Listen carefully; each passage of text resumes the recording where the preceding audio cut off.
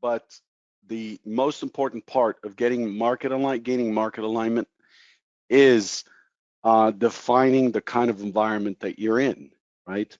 It's the analogy to that is, you're in a high foot traffic area. Think rush hour in New York, as everybody leaves the office buildings and heads to the public transportation, the subway, and you're trying to guess how long it would take you to walk to meet someone at a restaurant, 10 blocks away.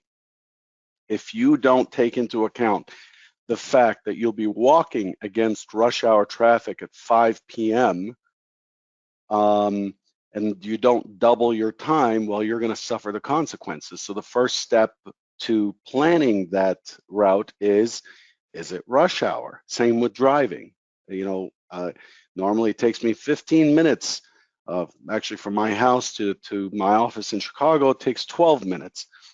Well, if I do that during rush hour, that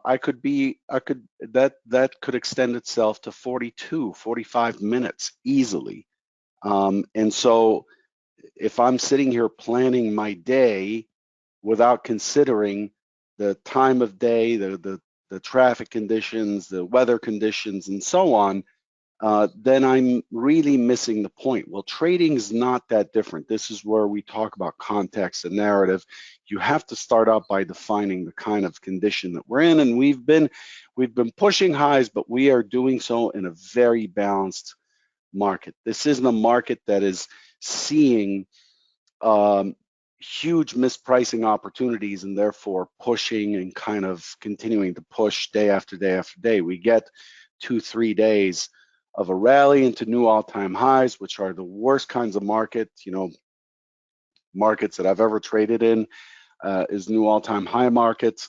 You don't have any references, and then all the long-term buy and hold mutual fund types are active, and those people, once they put their money in at the open, they don't trade, they go away. They don't have to adjust. A market that is discovering on both sides, that's the kind of market that provides many more opportunities. So you will notice 3 out of 5 days where neutral days follow each other. The other one is like the overnight stat becomes something else, where the movement overnight becomes a lot larger than the movement during the day. So you'll have days where the overnight stat is not operating at the 98% historical probability. It's less, because once the US market opens, there's nothing new to price in, and it just kind of sits there.